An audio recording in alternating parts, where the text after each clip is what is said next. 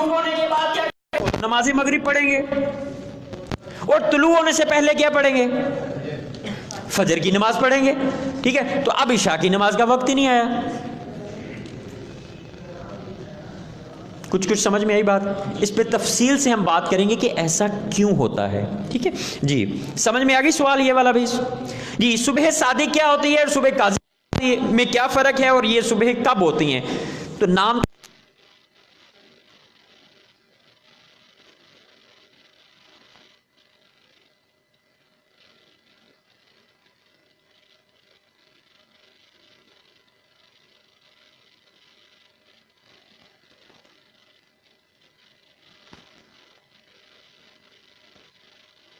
یہاں انشاءاللہ عز و جل آپ کو نقشے بنانا سکھائے جائیں گے، اور آپ سے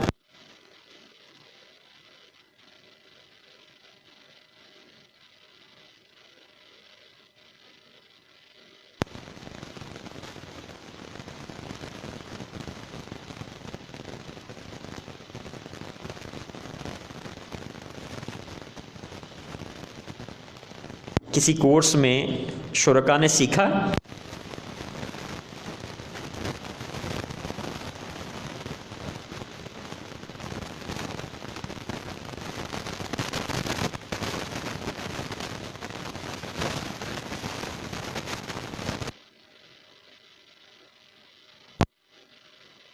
لیکن میرا ارادہ ہے کہ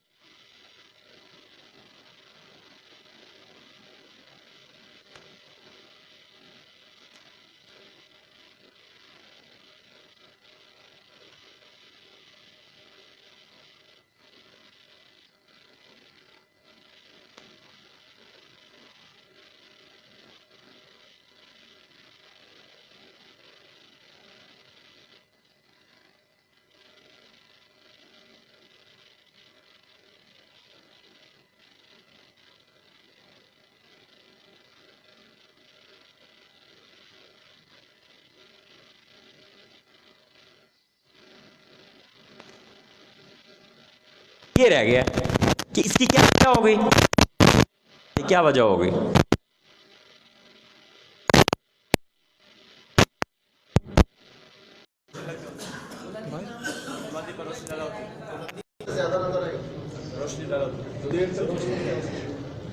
اچھا، افطاری کب کرتے ہیں ہم؟ شروع سے شروع کرتے ہیں نا ہم.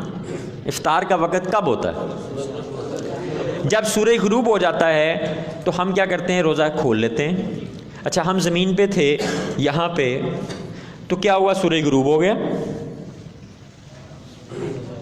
ٹھیک ہے، اب جو کراچی کی سب سے اونچی بلڈنگ کون سی ہے؟ آئی کڈ نیور. حبیب بینک تو پرانی ہو گئی، اب ایم سی بی کی کہہ رہے ہیں، چلیں جو بھی ہے. اب جب وہ سب سے اوپر بلڈنگ پہ چھت پہ ہوگا تو یہاں جو نیچے تھا بلڈنگ پہ بیسمنٹ میں، اس کے لیے تو سورج غروب ہو گیا، اس کو تو نظر آنا بند ہو گیا، آخری کنارہ بھی نیچے چلا گیا. تو کیا جو سب سے اوپر ٹاپ پہ ہوگا اس بلڈنگ کے، کیا اس کو بھی نظر آنا اسی لمحے بند ہوا، اسی سیکنڈ؟ دیر سے. کیوں؟ وہ اونچائی پہ ہے. ٹھیک ہے، اسی طرح کوئی بالکل کراچی سے اوپر جو ہے وہ ہوائی جہاز میں سفر کر رہا ہے، اور کہہ لیں جہاز کی فلائٹ کا کوئی ایسا ٹائمنگ ایسی ہے کہ جہاز نے اڑنا ہے اور ادھر سے افطار کا بھی وقت ہے.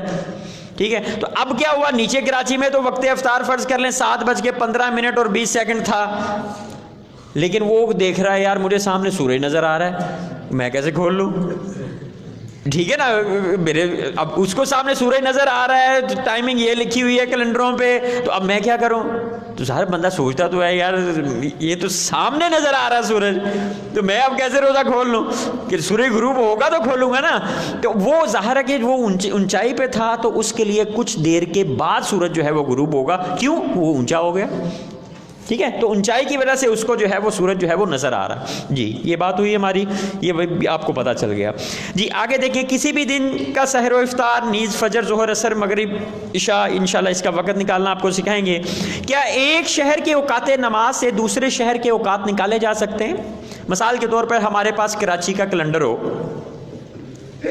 تو کراچی کے کیلنڈر سے کیا ہم حیدرآباد کا کیلنڈر بنا سکتے ہیں؟ کچھ منٹ کم کر لیے، 2 منٹ، 4 منٹ یا 5 منٹ یا زیادہ کر لیے، تو کیا ایک کیلنڈر جو ہمارے پاس کوئی موجود ہو اس میں کچھ منٹ سیکنڈ جو ہے وہ جمع کر کے یا تفریق کر کے کیا ہم کوئی نیا کیلنڈر کسی اور شہر کے لیے بنا سکتے ہیں کہ نہیں بنا سکتے؟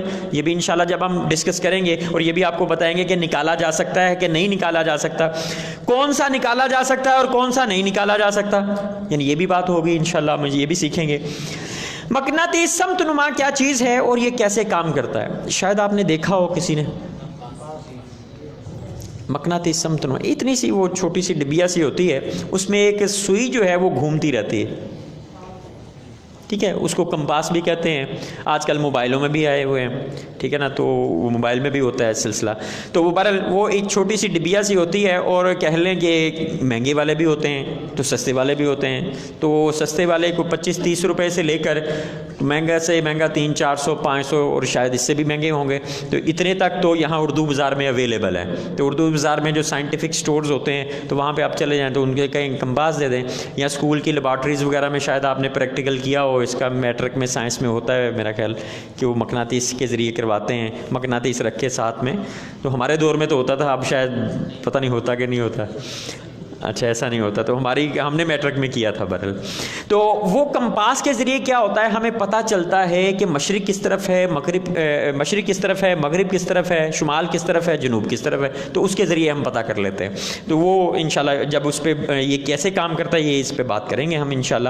بغیر کمپاس کے مشرق و مغرب کیسے معلوم کیے جاتے ہیں؟ اچھا وہ ڈبیا سے تو ہم ظاہر ہے وہ ڈبیا سامنے ہے، وہ ہمیں بتا دے کہ مشرق اس طرف ہے، مغرب اس طرف ہے، شمال ادھر ہے، جنوب ادھر ہے، اگر وہ نہ ہو تو اب کیا کریں؟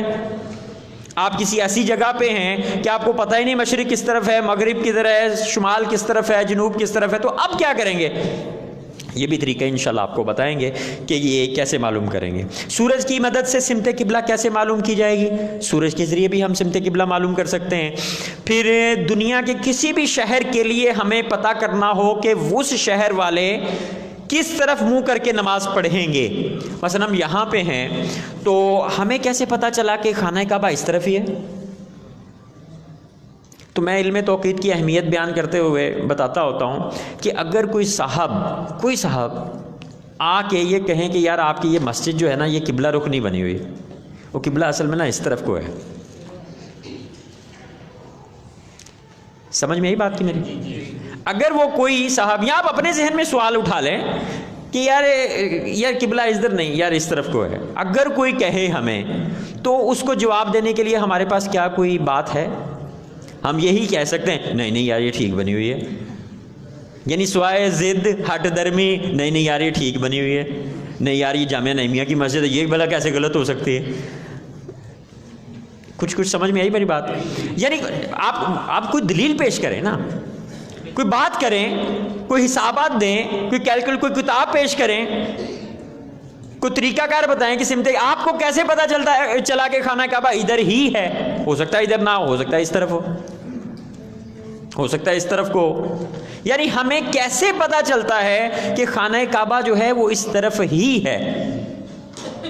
ٹھیک ہے، تو یہ آپ کو سیکھنا چاہیے، یہ بہت اہم چیز ہے، ٹھیک ہے، تو آگے چلتے ہیں۔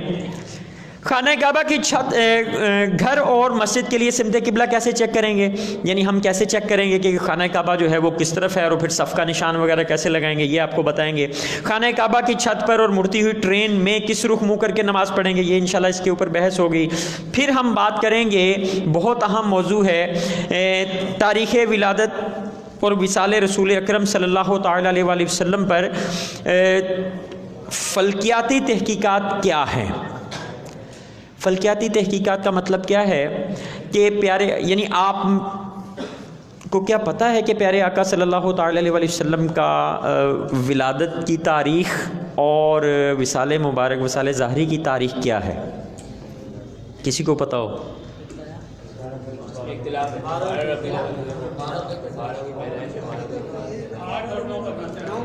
کچھ 9 بتا رہے ہیں، کچھ 8 بتا رہے ہیں، پہلے تو ولادت پہ بات کر لیتے ہیں نا۔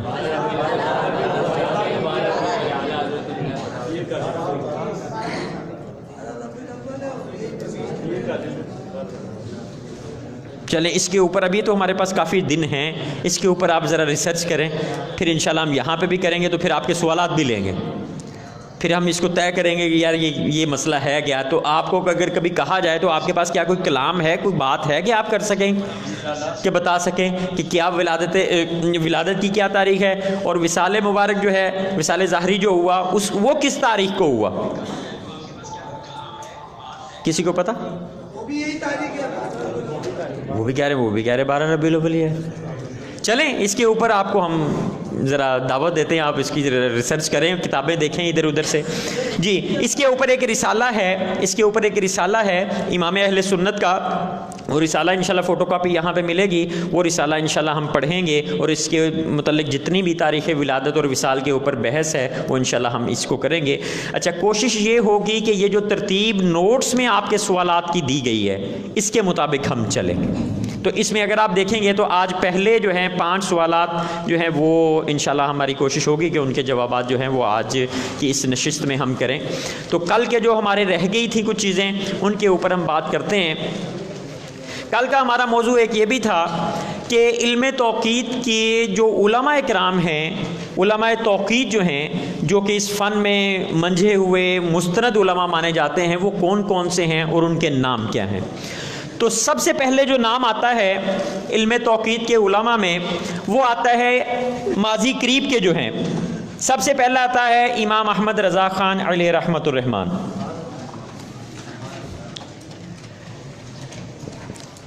امام اہل سنت 1856 میں پیدا ہوئے اور 1921 میں آپ کا وصال ہوتا ہے. یہ آپ کے نوٹس میں لکھا ہوا ہے، اگر آپ کھولیں ذرا جو کتابوں کی فہرست دی ہوئی ہے تو وہ ذرا کھول لیں آپ اپنے سامنے.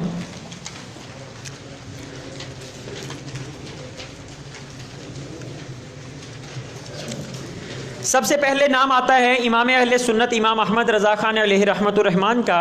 امام اہل سنت نے تقریباً 1000 کتابیں لکھی. 1000 کتابیں جو ہیں آپ نے تحریر فرمائی. ان میں سے کہہ لیں کہ بہت ساری کتابیں چھپ چکی ہیں، ساری تو نہیں چھپی، منظر عام پہ نہیں آئیں ابھی، لیکن 206 کتابیں اور مختلف فتاوی جات جو ہیں وہ اکٹھے کیے گئے آپ کے، تو وہ تقریباً 33 جلدیں بنی ان کی. اور یہ فتاوی رضویہ کے نام سے جو ہے یہ مشہور ہے اور مارکیٹ میں دستیاب ہے، آپ خریدنا چاہیں تو یہ لے بھی سکتے ہیں. جب ہم ان 33 جلدوں کی فتاوی رضویہ شریف کی کہہ لیں کہ وہ صفحات کی تعداد دیکھتے ہیں تو وہ تقریباً بنتی ہے، کتنا لکھا میں نے، 24,000 صفحات تقریباً بنتے ہیں. کتنے بنتے ہیں؟ کسی کو معلومات ہوں؟ چلیں آپ معلومات کیجیے گا.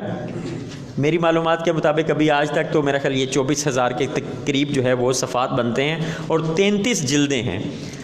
اس میں آپ کی یہ 33 جلدوں میں صرف 206 جو ہیں وہ کتابیں شامل ہیں، فتاوی جات اور 206 کتابیں. اگر یہی ایوریج دیکھیں ہم اور آپ کی جو ٹوٹل 1000 کتابیں ہیں وہ سب کی سب منظر عام پہ آ جائیں تو اندازاً کتنے صفحات بن جائیں گے؟ اگر اوسطاً ہم یہی لے لیں، کہہ رہے 1.25 لاکھ تقریباً بن جائیں گے. 1 لاکھ تو بن ہی جائیں گے نا تقریباً. اگر ایوریج اوسطاً ہم یہی رکھیں تو آپ دیکھیں کہ امام اہل سنت نے آج سے تقریباً یہ 1921 میں آپ کا وصال ہوا، 1856 میں پیدا ہوئے، ٹھیک ہے. اور اگر ہم ہجری سال دیکھیں تو 1272 سن ہجری میں آپ کی پیدائش ہے اور وصال آپ کا ہے 1340 سن ہجری میں. تو اب 1441 سن ہجری ہے، تو 100 سال جو ہے تقریباً ہم سے وصال کو ہو چکا ہے امام اہل سنت کا. تو آپ نے اس وقت 1000 کتابیں لکھی، ان میں سے 206 کتابوں کے 24,000 صفحات بنتے ہیں. آپ نے کبھی کوئی کتاب پڑھی ہو امام اہل سنت کی؟ کسی نے نہیں پڑھی کبھی؟ اچھا ساری نہیں پڑھی، کچھ تو پڑھی ہے. ملفوظات اعلیٰ حضرت پڑھے. واہ بھائی واہ، ماشاء اللہ. اچھا چلیں اب تو یہ آ گئی، جس نے ایک کتاب بھی نہیں پڑھی اعلیٰ حضرت کی. اللہ اکبر، ایسے بھی ہیں ہمارے. چلیں پڑھنی چاہیے، ٹھیک ہے نا. تو ہمارے یہاں پہ جو نصاب میں ہم نے فی الحال رکھی ہیں وہ تقریباً 10 کتابیں جو ہیں، 10 نہیں 9 کتابیں جو ہیں. اگر آپ لسٹ دیکھیں تو 9 کتابیں ہم نے یہاں پہ علم توقیت میں ہم ڈسکس کرتے ہوتے ہیں، جو کہ ہمارے موضوعات کے ساتھ جو ہیں، جو موضوع ہم ڈسکس کرتے ہیں اس علم توقیت کورس میں. تو وہ باتیں میں کہاں سے لاتا ہوں؟ تو وہ بہت ساری باتیں میں انہی کتابوں سے جو ہے وہ بیان کروں گا. تو ایک سب سے پہلے دیکھیں اوپر امام اہل سنت کی کتاب کا نام ہے نزول آیت فرقان بسکون زمین و آسمان. یہ کتاب کس موضوع پہ ہے کہ زمین ساکن ہے اور سورج اس کے گرد گھومتا ہے. اسلامی مسئلہ یہ ہے. اسلامی مسئلہ کیا ہے؟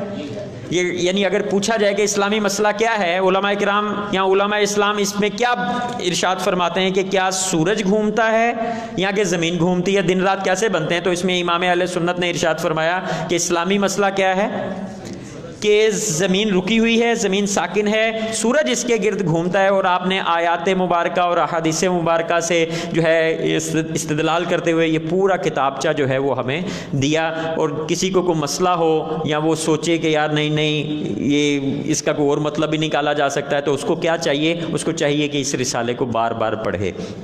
کچھ لوگ ہیں دینی مذہبی طبقے سے تعلق رکھتے ہیں، وہ کہتے ہیں نہیں یار وہ جو ہے نا ہمارے مسلک کے نہیں ہیں، وہ کہتے ہیں نہیں جی وہ زمین گھومتی ہے، ٹھیک ہے نا، وہ اس طرف مائل ہیں. تو میں نے ان سے عرض کیا، میں نے کہا آپ یوں کریں کہ کوئی کتاب آپ لکھ دیں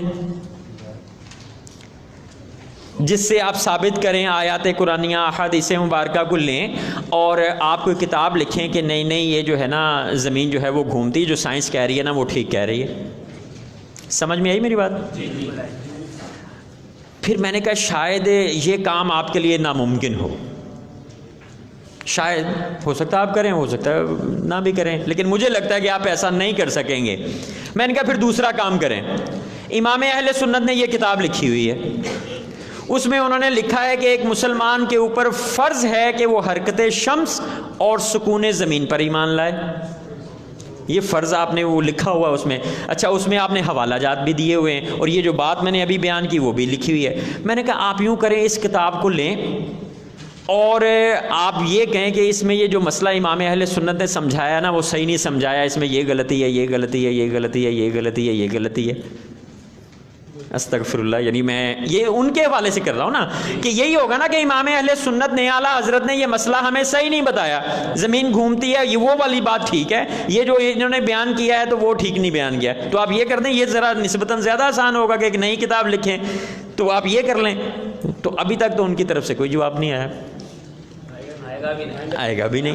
میں نے کہا کبھی کوئی دینی طبقے نے یعنی علماء نے کوئی ایسے جو مذہبی ہمارا طبقہ ہے اس نے کبھی کوئی کتاب آپ کی نظروں سے گزری ہو جس میں کہا ہو کہ جناب زمین جو ہے وہ گھومتی ہے اور یہ اس کے اوپر دلائل ہیں اسلامی یا احادیث مبارکہ یا آیات قرآنیہ، وہ پیش کریں. میں نے کہا ہم آپ کو پیش کرتے ہیں. اچھا وہ کون کون سی کتابیں ہیں؟ ذرا پہلی کتاب میں نے آپ کو بتا دی، پھر اس کے بعد دیکھیں دوسری معین مبین بحر دور شمس و سکون زمین، دوسری کتاب آ گئی اعلیٰ حضرت کی. تیسری کتاب دیکھیں فوز مبین در رد حرکت زمین. تو یہ دونوں کتابیں جو ہیں، جو 2 نمبر کتاب ہے یہ تو انشاءاللہ ہم تفصیلاً پڑھیں گے، آپ کو حرف بہ حرف یہاں پہ پڑھائی جائے گی، سمجھائی جائے گی. اس میں 6 دلائل آپ نے سائنسی دیے ہیں، ٹھیک ہے، تو وہ 6 کے 6 دلائل آپ کو انشاءاللہ یہاں پہ تیار کروائے جائیں گے جو کہ سائنس جو اصول بیان کرتی ہے ان کے رد میں امام اہل سنت نے اس میں دیے ہیں. اور فوز مبین میں جو ہیں وہ 105 دلائل آپ نے پیش کیے ہیں سائنسی، ٹھیک ہے. تو وہ کتاب بھی آج یہ دونوں کتابیں بلکہ یہ جو اعلیٰ حضرت کی سبھی کتابیں ہیں یہ اسٹال پہ آج ان کی فوٹو کاپیز اویلیبل ہیں، اگر آپ لینا چاہیں تو وہاں پہ آپ کو مل سکیں گی. پھر اس کے بعد 4 نمبر پہ 5 نمبر اور 6 نمبر کتابیں جو ہیں اور 7 نمبر یہ رویت ہلال سے متعلق ہیں. میرے پاس رویت ہلال کے اوپر بہت موٹی موٹی کتابیں بھی ہیں، بہت موٹی موٹی کتابیں، ٹھیک ہے، لیکن جو ان کتابوں میں لکھا ہوا ہے نا وہ سمجھ لیں کہ وہ نچوڑ لکھا ہوا ہے اس میں. یعنی آپ یہ پڑھ لیں، سمجھ لیں اچھے طریقے سے، تو آپ کا یہ موضوع جو ہے رؤیت ہلال کا، چاند کا جو موضوع ہے، یہ بڑا بہترین طریقے سے آپ کا تیار ہو جاتا ہے اور بڑی بہترین معلومات آپ کو ملیں گی۔ اس کے بعد آ جاتے ہیں دارالقبح اندر کے وقت صبح، 8 نمبر پہ جو کتاب ہے یہ صبح صادق کے اوپر ہے۔ صبح صادق کب ہوتی ہے؟ یہاں کراچی میں اور ہمارے جو اہل سنت ہیں اس میں تو اختلاف نہیں پایا جاتا کہ وقت سحری کا وقت یعنی صبح صادق کب ہوتی ہے، لیکن جو ایک اور مسلک والے ہیں ان میں یہ کافی اختلاف پایا جاتا ہے کہ صبح صادق کب ہوتی ہے۔ ان میں سے ایک طبقہ کہتا ہے کہ جب ہم روزہ بند کر رہے ہوتے ہیں، وہ کہتے ہیں کہ یہ ٹھیک ہے، یعنی جو سنی جس ٹائم پہ روزہ بند کرتے ہیں، کھانا پینا ختم کر دیتے ہیں، نماز فجر کرتے ہیں، یہ ٹھیک کرتے ہیں، ہم ان کے ساتھ ہیں، سنیوں کے ساتھ ہیں۔ لیکن ان کا ایک طبقہ کہتا ہے نہیں، یہ پہلے روزہ بند کر دیتے ہیں، روزہ بند ہونے میں اب بھی کچھ 10 12 15 منٹ ہوتے ہیں، یعنی سنی لوگ جو ہیں یہ روزہ جلدی بند کروا دیتے ہیں، یوں کہہ لیں آپ۔ سمجھ میں آئی کچھ بات؟ کہ یعنی یہ لوگ جلدی روزہ بند کروا کے پہلے ہی فجر پڑھ لیتے ہیں، یعنی ابھی فجر کا وقت شروع ہی نہیں ہوا ہوتا تو یہ فجر پڑھ لیتے ہیں، جو پڑھ لیتے ہیں، ٹھیک ہے۔ تو یہ یعنی اختلاف پایا جاتا ہے، لیکن ہمارے اہل سنت میں یہ اختلاف نہیں پایا جاتا، ایک دوسرے مسلک والوں کو پایا جاتا ہے۔ یہ جب ہم صبح صادق اور وہ بات کریں گے، اوقات نماز کی کیلکولیشن کریں گے، اس میں پھر یہ تفصیل کے ساتھ جو ہے وہ باتیں کریں گے ہم۔ اس کے بعد 9ویں نمبر پہ کتاب ہے، یہ بھی باقاعدہ نصاب میں شامل ہے کہ پیارے آقا صلی اللہ تعالی علیہ وآلہ وسلم کی تاریخ ولادت اور وصال جو ہے یہ کیا ہے۔ یہ کتاب میرا خیال 25 صفحات پر مشتمل ہے، اور مجھے تو کوئی دنیا میں کوئی بندہ ایسا ابھی تک نظر نہیں آیا جو اس کتاب کو سمجھا سکے۔ بلکہ صرف یہی کتاب نہیں، یہ کہہ لیں کہ معین مبین بھی یہی کتاب ہے اسی طرز کی، فوز مبین بھی اسی طرز کی کتاب ہے، البدور الجلہ بھی کم و بیش، ساری نہیں لیکن کچھ حصے اس کے جو ہیں وہ اسی سے ہیں۔ تو الحمدللہ اب ہمارے دارالعلوم میں چونکہ اب کورسز ہو رہے ہیں علم توقید کے، تو اب بہت سارے علماء ایسے پیدا ہو چکے ہیں جو کہ اب یہ کتابیں جو ہیں وہ پڑھا سکتے ہیں الحمدللہ۔ تو یہ آہستہ آہستہ جو ہے جو ہماری کمی تھی وہ انشاءاللہ دور ہو رہی ہے۔ یعنی دیکھیں کہ امام اہل سنت 100 سال پہلے ہمیں کتنی قیمتی کتابیں اس وقت دے گئے ہوئے ہیں۔ ابھی بہت ساری ایسی کتابیں جو کہ منظر عام پہ آئی ہی نہیں ہیں، ابھی تو صرف 24,000 صفحات ہم اعلیٰ حضرت کے اٹھائے پھر رہے ہیں نا، ٹھیک ہے نا، تو وہ بھی اللہ کرے ہمیں سمجھ میں آ جائیں۔ تو امام اہل سنت کا ایک نام ہے، سب سے پہلے اوقات نماز کا نقشہ، سحری افطاری کا کیلنڈر جو بنایا تھا وہ سب سے پہلے امام اہل سنت نے بنایا تھا، اور یہ بنایا تھا 1311 سن ہجری میں۔ 1311 سن ہجری میں سحری افطاری کا کیلنڈر سب سے پہلے، جو یہ گھڑیاں آج کل ہم استعمال کرتے ہیں نا، ان گھڑیوں کے مطابق نمازوں کے اوقات یعنی سحری افطاری کا کیلنڈر جو ہے وہ سب سے پہلے امام اہل سنت نے بنایا تھا سن 1311 سن ہجری میں۔ یہ میری ابھی تک کی معلومات ہیں، اگر کسی کے پاس کوئی اور معلومات ہو کہ نہیں اس سے پہلے بھی کسی اور شخص نے جو ہے وہ فلاں سن میں پہلا سحری افطاری کا کیلنڈر بنایا تھا یا نمازوں کے اوقات کا کیلنڈر، تو وہ مجھے ضرور بتائیں تاکہ ہم اپنی معلومات کو درست کریں، ٹھیک ہے نا۔ ہماری ابھی تک کی معلومات کے مطابق یہ جو کیلنڈر سحری افطاری کے کیلنڈر جو چھپتے ہیں، سب سے پہلے کس نے بنایا تھا؟ سب سے پہلے امام احمد رضا خان علیہ رحمت الرحمن نے 1311 سن ہجری میں کیلنڈر بنایا تھا۔ اچھا، پھر اس کے بعد کیا ہوا؟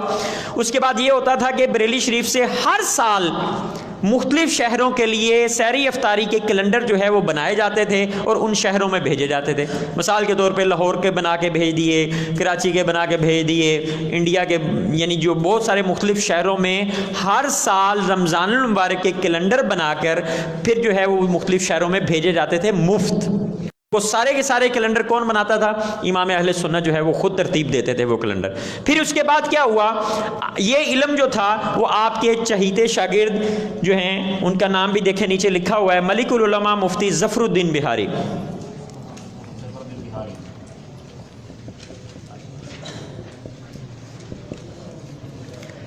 انہوں نے یہ علم سیکھ لیا آپ سے، تو اعلیٰ حضرت کا علم توقید میں جو فن تھا، اور بھی علوم میں آپ بڑے زبردست مفتی تھے لیکن یہ علم توقید میں خاص ان کا نام تھا۔ تو جتنے یہ علم توقید جو تھا یہ اعلیٰ حضرت سے آپ نے سیکھا، اور 1325 سن ہجری 1325 سنے ہجری سے پھر جو کیلنڈر بننے شروع ہوئے بریلی شریف سے، وہ سارے کے سارے جو ہے وہ مفتی ظفر الدین بہاری علیہ رحمہ جو ہے وہ بناتے تھے، پھر وہ جو ہے وہ جاری ہوتے تھے۔ اچھا، اب یہ کام ہر سال ہمیں کرنا پڑتا، یعنی ان کو ہر سال کیلنڈر بنتے۔ اب ہر سال کیوں بنائے جاتے یا کیوں ضرورت محسوس ہوتی؟ اس کی وجہ یہ ہے کہ رمضان المبارک جو ہے وہ شمسی تاریخیں جو ہیں وہ تبدیل ہو جاتی ہیں، 10 دن کا فرق آ رہا ہوتا ہے۔ ایسا ہوتا کہ نہیں ہوتا؟ یعنی 10 دن کا فرق آ گیا، رمضان المبارک جو ہے مختلف تاریخوں میں آ رہا ہوتا ہے۔ 20 دن تو آپ اس کیلنڈر کو استعمال کر لیں گے، لیکن باقی 10 دن کا کیا کریں گے آپ؟ کہ سحری کا وقت کتنے بجے ختم ہو رہا ہے اور افطاری کا کتنے بجے شروع ہو رہا ہے، یہ کیسے پتہ چلے گا ہمیں؟ تو یہ ہر سال پھر جو ہے وہ نئے کیلنڈر بنانے پڑتے ہیں۔ آپ دیکھیں 1311 سنے ہجری، پھر 1325، اور پھر یہ سلسلہ چلتا رہا، تو ظاہر ہے کہ بندہ دیکھتا ہے یار یہ ہر سال اتنا وقت ہمارا کیلنڈر بنانے پہ لگ جاتا ہے اور اتنے شہروں کے لیے بنانے، اور پھر یہ سارا، تو پھر آپ نے کیا کیا؟ آپ نے سالانہ کیلنڈر بنایا۔ سب سے پہلے یہ مساجد میں جو اوقات نماز کے کیلنڈر لگے ہوتے ہیں پورے سال کے، سب سے پہلے اوقات نماز کا سالانہ کیلنڈر جو ہے وہ مفتی ظفر الدین بہاری علیہ رحمہ نے 1335 سنے ہجری میں بنایا، یعنی تقریباً آج سے 106 سال۔ یعنی ان کیلنڈر، یہ جو کیلنڈر ہماری مساجد میں لگے ہوتے ہیں، ان کی تاریخ کیا ہے؟ تقریباً 106 سال پہلے سب سے پہلے کیلنڈر کس نے بنایا تھا؟ تو یہ مفتی ظفر الدین بہاری، جو کہ اعلیٰ حضرت کے شاگرد تھے، اور انہوں نے سیکھا ان سے، اور پھر یہ کیلنڈر جو ہے وہ بنایا۔ ٹھیک ہے، آپ جو ہیں 1880 میں پیدا ہوئے، 1880 میں، اور 1962 میں آپ کا وصال ہوا۔ جی یہ باتیں یاد رہیں گی۔ سب سے پہلے جو نام آتا ہے علماء توقیت میں وہ امام اہل سنت امام احمد رضا خان علیہ رحمۃ الرحمان کا، پھر اس کے بعد کیا آتا ہے؟ مفتی ظفر الدین بہاری علیہ رحمہ کا۔ آپ کی تقریباً جو کتابیں، جو فہرست ہمیں ملی ہے، وہ آپ نے 77 کے قریب کتابیں لکھی ہیں جن کے نام ہمیں ملتے ہیں، اور بہت سارے شہروں کے سالانہ نقشے جو ہیں وہ آپ نے بنائے، اور 10 شہروں کے نقشے تو دستیاب ہیں۔ 10 شہروں کے نقشے جو ہیں وہ آپ نے بنائے، جو کہ اس وقت چھپ رہے ہیں پاکستان میں، اس میں سے 2 شہروں کے ہیں۔ پاکستان کے 2 شہروں کے نقشے جو ہے وہ آپ نے بنائے تھے۔ ایک لاہور کا نقشہ بنایا تھا آپ نے، جو وہاں پہ آج بھی چلتا ہے، اور ملتان شریف کا نقشہ بنایا تھا، اور یہ 2 شہروں کے پاکستان کے جو ہیں۔ اس کے علاوہ باقی شہر جو ہے وہ انڈیا کے ہیں، چونکہ آپ وہیں پہ تھے بریلی شریف میں، اور پھر بہار شریف میں ہوتے تھے۔ تو 10 شہروں کے نقشے، ٹوٹل کتابوں کی تعداد آپ کی تقریباً 73 ہے، اور 10 شہروں کے۔ امام اہل سنت کی یہ جتنی بھی آپ کو یہ 24,000 صفحات آپ کو، یعنی کہہ لیں کہ اس وقت منظر عام پہ آئے اور ہمارے پاس ہیں، اور اس کے علاوہ جو باقی کتابیں ہیں، زیادہ تر کام یہ مفتی ظفر الدین بہاری علیہ رحمہ نے اعلیٰ حضرت کا جو ہے وہ منظر عام پہ لے کے آئے۔ یعنی آپ شاگرد تھے تو پھر جو اعلیٰ حضرت کرتے جاتے تو پھر آپ اس کو جو ہے وہ منظر عام پہ لاتے جاتے، اس کی پرنٹنگ وغیرہ کے معاملات جو بھی تھے وہ زیادہ تر کام آپ نے کیا۔ اس کے بعد جو تیسرا نام آتا ہے وہ نام ہے مفتی سید افضل حسین صاحب۔ جی نوٹس میں آپ کو نام نظر آ رہا ہوگا میرا خیال۔ مفتی افضل حسین صاحب 1919 میں پیدا ہوئے، اور 1982 میں آپ کا وصال ہوا۔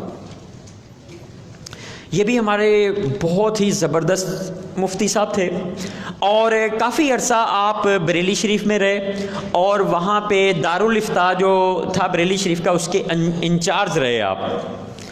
اچھا، پھر اس کے بعد کیا ہوا کہ آپ پاکستانیوں کو علم توقیت سکھانے کے لیے 1967 میں آپ نے ہجرت کی اور پاکستان تشریف لے آئے۔ کچھ فیملی آپ کی وہاں پہ رہ گئی، کچھ فیملی جو تھی آپ کی یہاں پہ آ گئی۔ آپ پھر یہاں فیصل آباد میں آئے، فیصل آباد میں تشریف فرما ہوئے، اور ہمارا ایک جامعہ ہے وہاں پہ، جامعہ قادریہ، اس میں آپ رہے، اور کافی عرصہ تک تقریباً 1980 تک آپ وہاں پہ رہے، وہاں پہ پڑھاتے رہے، دارالافتاء کے انچارج بھی تھے آپ وہاں پہ۔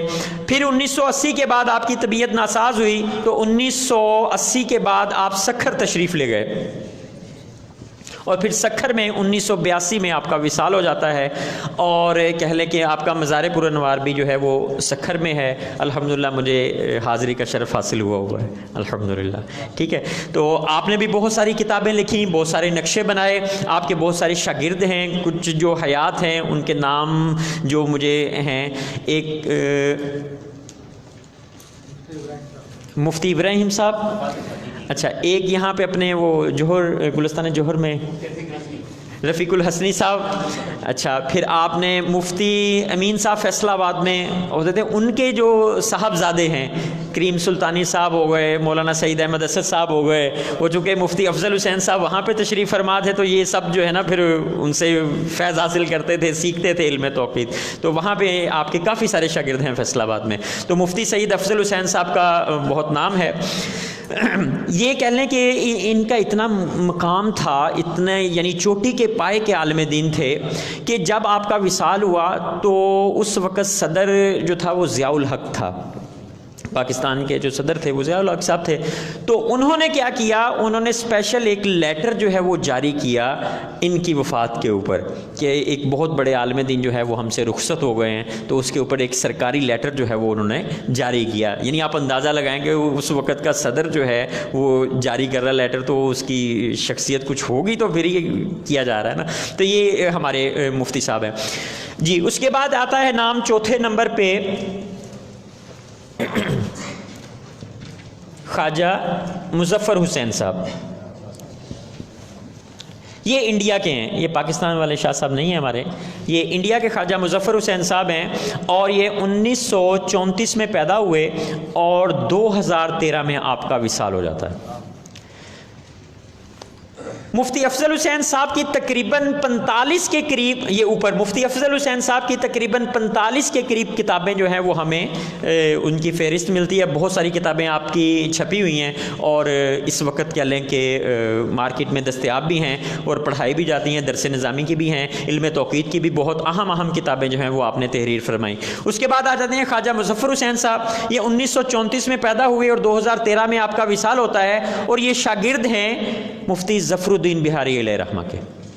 تقریباً 5 سال تک آپ جو ہے قبلہ مفتی ظفر الدین بہاری ملک العلماء کی خدمت میں حاضر رہے اور ان سے سیکھتے رہے، اور ساتھ ساتھ آپ نے پھر جو علم، جو مزید علوم کے ساتھ جو آپ نے علم توقید بھی ان سے حاصل کیا۔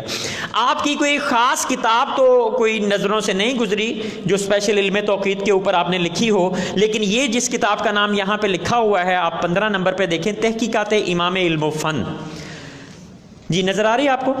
یہ کتاب جو ہے آپ مختلف جو ماہنامہ ہوتے ہیں نا، ماہنامے رسائل، ان میں بہت سارے مضامین آپ لکھتے رہے ہیں۔ مثلاً آپ کا ہے کہ ہلال اور اس کی رویت، الہلال 27-28 تاریخوں میں چاند کی رویت کا مسئلہ، مقناطیس سمت نما یہ کیا چیز ہوتا ہے، ٹھیک ہے نا۔ اس کے اوپر آپ کے کافی سارے مضامین جو ہے علم توقید سے متعلق جو ہے وہ لکھے، اور صحیح معنوں میں کہہ لیں کہ اگر یہ کتاب ہمارے پاس نہ ہوتی، میرے پاس نہ ہوتی، تو شاید ہم یہ علم توقید کی جو ہم نے دھومیں ڈالی ہوئی ہیں شاید اب یہ نہ ڈال پاتے، چونکہ مجھے جو چیزیں سمجھ آئیں وہ ان کی اس کتاب سے، وہ چونکہ آرٹیکل لکھے ہوئے تھے وہ چھوٹے چھوٹے تھے، یعنی 10-10 12-12 15-15 صفحے کے اوپر آپ نے رویت ہلال کا معاملہ، اور یہ کیسے ہے 27-28 تاریخوں میں چاند کا مسئلہ، یہ جہاز جو اوپر جاتا ہے تو چاند نظر آئے گا نہیں آئے گا، کیوں آئے گا، اس کے اوپر یہ بڑی اچھے مضامین انہوں نے لکھے، وہ پھر ہم نے سمجھے، دیکھے، پڑھے، پھر یہ کہہ لیں کہ یہ اپنے لیکچرز تیار کیے، نیٹ سے سرچنگ کی، ماہرین فلکیات سے ملے، تو پھر جو ہے یہ کورس جو ہے نا اس طرح تیار ہوئے۔ تو یہ ان کی کہہ لیں کہ یہ کتاب جو ہے تحقیقات امام علم و فن، یہ بہت اہم کتاب ہے۔ اب یہ تو تھے ہمارے 4 علماء توقید جن میں کہہ لیں کہ ماضی قریب کے ہیں، یہ تو اچھا یہاں سے شروع ہوا، تو کیا اس سے پہلے کیا علم توقید پہ کوئی کام نہیں تھا؟ اب ذہن میں یہ بھی سوال آتا ہے کہ نہیں، اس سے پہلے بھی مسلمانوں کا بہت کام تھا علم توقید کے اوپر، کہہ لیں کہ شروع سے ہی علم توقید کے اوپر بہت کام ہے الحمدللہ۔ آپ کبھی جائیں دیکھیں، نیٹ وغیرہ پہ سرچ کریں، ایک لفظ میں صرف تھوڑا سا لکھتا ہوں، استرلاب، یہ ایک آلہ ہوتا تھا جس کے ذریعے اوقات نماز معلوم کیے جاتے تھے۔ اس کو انگلش میں لکھیں گے آپ ایسٹرو لیب، LAB. یا تو آپ یہ لکھ لیں یا یہ لکھ لیں, یوٹیوب پہ لکھیں, گوگل پہ لکھیں, تو کوئی ایک چیز بنی ہوئی آپ کے سامنے آئے گی عجیب و غریب سی. وہ کیا تھا, اس کے ذریعے اوقات نماز ہی معلوم کیے جاتے تھے. تو پہلے وقتوں میں یہ استعمال کیا جاتا تھا, اور یہ تاریخ بھری پڑی ہے اس کی.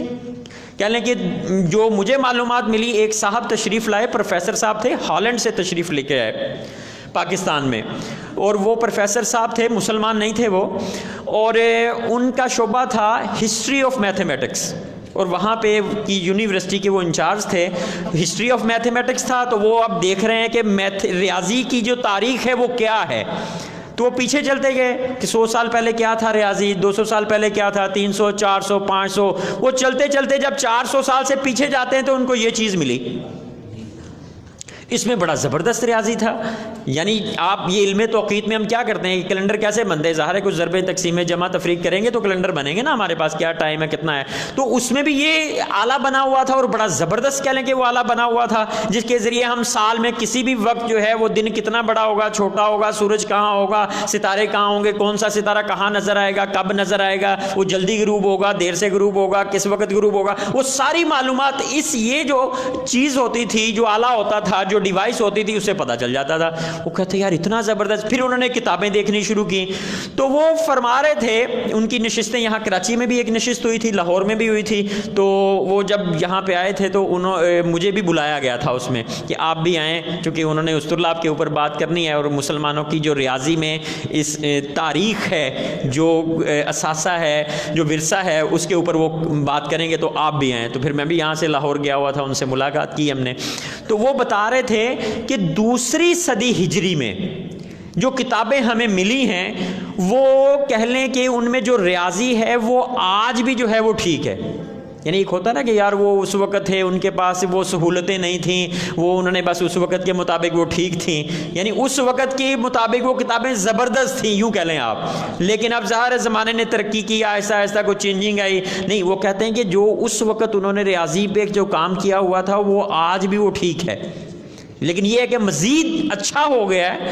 لیکن یہ ہے کہ وہ یعنی وہ اتنے ماہر تھے کہ ہم آج بھی جو ہے ان کی کتابوں سے جو ہے وہ فائدہ حاصل کرتے. تو وہ ایک درد لے کے آئے تھے کہ مسلمانوں کا جو ہے علم فلکیات پہ اور علم ریاضی میں جو میں نے اپنی PhD کی ہے, اس میں میں نے یہ سارا کھنگال ڈالا ہے. تو یہ بہت زیادہ مواد جو ہے وہ آپ کا پڑا ہوا ہے, تو آپ اس کو لیں اور اس کے اوپر کام کریں اور آپ لوگ آگے بڑھیں.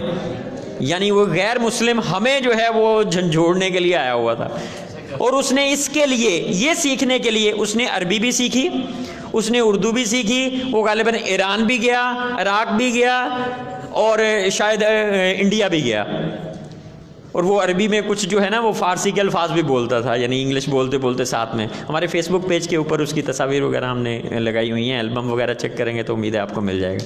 تو کہہ لیں کہ یہ اب سے نہیں ہے, یہ الحمدللہ علم توقیت کے اوپر شروع سے الحمدللہ مسلمانوں کا کام ہے. ہاں اس انداز میں یہ جو اب ہے, جس انداز سے ہے جو کیلنڈر ہم اب استعمال کر رہے ہیں, تو امام اہل سنت نے مسلمانوں کی ضرورت کو محسوس کرتے ہوئے یہ جدید انداز میں جو کیلنڈر ہیں وہ سب سے پہلے 1311 سنہ ہجری میں بنایا.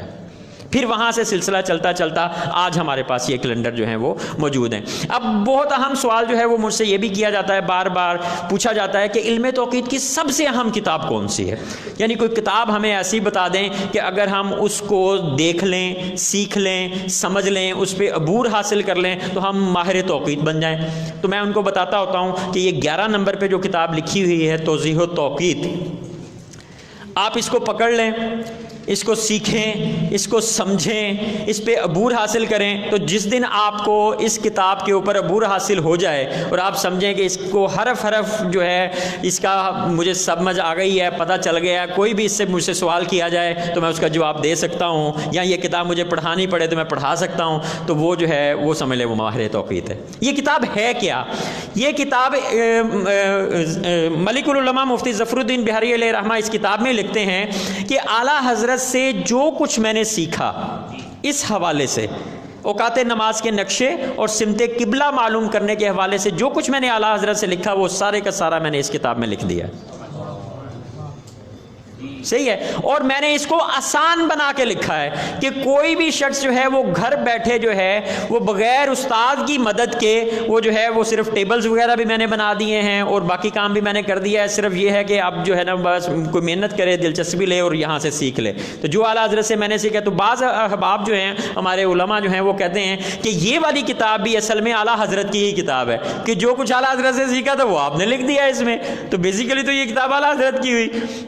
تو یہ آپ دیکھیں کہ یہ امام اہل سنت کے دور میں, اور یہ کتاب کب آپ نے لکھی؟ 1335 سنہ ہجری میں لکھی, اور اعلیٰ حضرت کا وصال جو ہے وہ 1340 سنہ ہجری میں ہے. تو یقیناً یہ کتاب جو ہے وہ اعلیٰ حضرت کی نظروں سے بھی یہ کتاب جو ہے وہ گزری ہوئی ہے. ٹھیک ہے نا, 5 سال رہے اور پھر حیات, آپ کی حیات میں یہ کتاب بھی چھپی, تو پھر یہ اس پہ کام ہوا. تو آپ نقشے بھی جتنے بناتے تھے جو بریلی شریف سے جاری ہوتے تھے وہ ملک العلماء بناتے تھے. ٹھیک ہے, تو یہاں پہ سیمپل کے طور پہ ہم نے آج فوٹو کاپی یہاں پہ رکھی ہے, موزن الاوقات, تو باہر سے آپ کو ملے گی. یہ کتاب کا نام یہاں نیچے 12 نمبر پہ آئیں. تو دوسری کتاب جو ہے ان کی جو اہم کتاب ہے سلم السماء, موزن الاوقات, لاہور اور ملتان کا نقشہ بھی, اور مشرقی اور سمت قبلہ, یہ ان کا ایک یہ رسالہ. یہ سارے ہم نے ایک جلد میں اکٹھے کر دیے ہوئے ہیں. یہ پہلے چھپی بھی نہیں تھی کبھی پاکستان میں, یہ دستیاب بھی نہیں تھی. تو اب یہ کتاب جو ہے, یہ دونوں کتابیں جو ہیں یہ یہاں آپ کو نیچے دستیاب ہیں, وہ آپ لینا چاہیں تو وہاں سے آپ کو ملیں گی. تو یہ 4 کتابیں علم توقیت کی اہم ترین ہیں. یہ جو چاروں کی چاروں پہلے ہے 11, 12, 13 اور 14. 11 نمبر پہ توضیح التوقیت وہ میں نے آپ کو بتا دی. دوسرے نمبر والی اس میں فلکیات کے اوپر ہے سلم السماء, فلکیات کے اوپر یہ کتاب ہے. پہلی کتاب جو ہے وہ اوقات نماز کہ نقشے کیسے بنیں گے اور سمت قبلہ کیسے معلوم ہوگی, یہ اس موضوع پہ ہے. پھر نیچے فلکیات والی کتاب اور اوقات نماز کے نقشے جو آپ بناتے تھے اس کا نام رکھتے تھے موزن الاوقات, تو وہ نقشے لاہور اور ملتان کا وہ بھی ہم نے اس کتاب میں شامل کر دیا جو آپ نے بنایا اور آپ کے دور میں چھپتا رہا. پھر ایک کتاب اور ایک رسالہ اس میں شامل ہے مشرقی اور سمت قبلہ. ایک صاحب تھے عنایت اللہ مشرقی ان کا نام تھا. انہوں نے کیا کیا, انہوں نے کہا جی لاہور کی جتنی بھی مسجدیں ہیں وہ ساری قبلے سے ہٹی ہوئی ہیں, یعنی جتنے مسلمان لاہور والے نماز پڑھ رہے ہیں نا مسجدوں میں وہ سارے غلط رخ پہ نماز پڑھ رہے ہیں. انہوں نے ایک شوشہ چھوڑ دیا. اب وہ بندہ بھی کافی کہہ لیں ایکٹیو بندہ تھا, تو اس کی یہ بات جو ہے نا وہ اب کسی کے پاس کوئی جواب ہی نہیں. اب جس طرح میں نے آپ کو کہا کہ اگر کوئی کہہ دے کہ خانہ کعبہ یہ جو ہے خانہ کعبہ اس طرف نہیں ہے اس طرف ہے, یا جامعہ نعیمیہ کی مسجد غلط بنی ہوئی ہے, تو ایسے کہ وہ مشہور کرے, تو کیا آپ کے پاس اس کو کوئی جواب دینے کے لیے, یا کوئی بندہ کہہ دے کراچی کے وہ یہ فیڈرل بی ایریا میں جتنی مسجدیں بنی ہوئی نا ساری قبلے سے پھری ہوئی ہیں, تو بتائیں آپ کے پاس کوئی جواب ہے کہ آپ اس کو دے سکیں؟ یعنی آپ کیا جواب دیں گے اس کو؟ ایکسپرٹ سے پوچھیں گے, وہ تو آپ کی بات ہے. فرض کیا آپ وہ ایکسپرٹ کیا کہے گا آپ کو, تو وہ آپ ایکسپرٹ نہیں ہیں. کیا یہ دینی معاملہ نہیں ہے نا؟ تو اس وقت کیا ہوا کہ یہ جو تھا مشرقی, اس نے کیا کیا, اس نے یہی کام کیا. تو جب اس نے یہ کام کیا تو پھر اس کے جواب دینے والا آپ کو ملے نا. تو پھر ملک العلماء نے جواب دیا کہ یہ صاحب جو ہیں وہ ان کو یہ بھی نہیں پتا, یہ بھی نہیں, وہ جو مضمون لکھا تھا اس نے, پھر آپ نے اس کے جواب میں یہ کتاب لکھی مشرقی اور سمت قبلہ. یہ تقریباً 21 صفحات کے اوپر مشتمل ہے. وہ بھی ہم نے اس میں ڈال دیا ہوا ہے اسی کتاب میں, چونکہ چند صفحات ہے تو پھر آپ کی 3-4 کتابیں اکٹھی کر کے ایک جلد بنا دی. تو یہ ہمارے پاس ملک العلماء کی علم توقیت کے اوپر جو کتابیں دستیاب ہیں وہ یہ 2 جلدوں میں آپ کے پاس ملیں گی. اسی طرح 13 نمبر پہ توضیح الافلاق اور ہدایت التقویم, فلکیات کے اوپر یہ مفتی افضل حسین صاحب کی کتاب ہے. مفتی افضل حسین صاحب کا تعارف میں پہلے کروا چکا ہوں. تو یہ فلکیات کی تیسری جو ہے علم توقیت کی اہم کتابوں میں سے یہ ہے. توضیح الافلاق میں تو فلکیات کی بحث ہے. ہدایت التقویم کتاب میں ہجری سے عیسوی نکالنے کے طریقے ہیں. اس کے بعد 14ویں کتاب جو ہے منار التوقیت, اس میں اوقات نماز اور سمت قبلہ معلوم کرنے کے طریقے جو ہیں وہ بیان کیے گئے ہیں. تو یہ کتابیں دستیاب ہیں یہاں پہ, تو آپ اگر لینا چاہیں تو یہ بھی لے لیجئے گا. جی اب میں آتا ہوں سب سے آخری کتاب کے اوپر. جی ذرا دیکھیے سوائی کے شدیدہ لکھا ہوا ہے. یہ عربی میں کتاب ہے اور اس میں وہ زمین ساکن والا مسئلہ جو ہے وہ ڈسکس کیا گیا ہے. تو ہم نے تو کتنی ساری کتابیں جو ہیں وہ زمین ساکن کے اوپر جو ہے وہ پیش کر دی ہیں، عربی میں بھی پیش کر دی ہیں. تو اب جو کہتے ہیں کہ زمین جو ہے حرکت کرتی ہے ان کو بھی چاہیے کوئی کتاب جو ہے وہ کوئی پیش کریں. ٹھیک ہے، اب ہم آگے چلتے ہیں. ہمارا آج کا موضوع دن اور رات کیسے بنتے ہیں، بڑے اور چھوٹے کیسے ہوتے ہیں، اس کے اوپر ہم ذرا بات کرتے ہیں. یہ دیکھیے ذرا، یہ ہمارا زمین کا ماڈل ہے، نظر آ رہا ہے آپ کو؟ ہماری زمین ایسے ہے، یعنی کہہ لیں جس کے اوپر ہم آج بیٹھے ہوئے ہیں سارے، تو اس کے اوپر ایک مسجد بنی ہوئی ہے اس زمین کے اوپر، کراچی میں، فیڈرل بھی ایریا میں، اور اس کے اوپر ہم بیٹھے ہوئے ہیں. اگر ہم بہت اوپر اس کے اوپر چلے جائیں تو ہمیں یہ ادھر سے یوں اور ادھر سے یہ چیزیں نظر آئیں. ہماری زمین اس طرح کی ہے. اب ذہن میں سوال آتا ہے، یار یہ لگتا تو نہیں ہے کہ ایسی ہو زمین ہماری؟ یعنی کیا دلیل ہے یہ گول ہے؟ ہو سکتا گول نہ ہو، یعنی ہمیں کیسے پتا چلا گول ہے؟ ہمیں تو لگتا ہے یہ بالکل سیدھی ہے، آپ ادھر کو جائیں تو یہ دیکھیں بالکل سیدھی آتی ہے، ہمیں تو کہیں سے ایسے کوئی نظر نہیں آتی. ٹھیک ہے، تو اس کی کیا دلیل ہوگی؟ کوئی ہے آپ کے پاس کوئی دلیل اس کی؟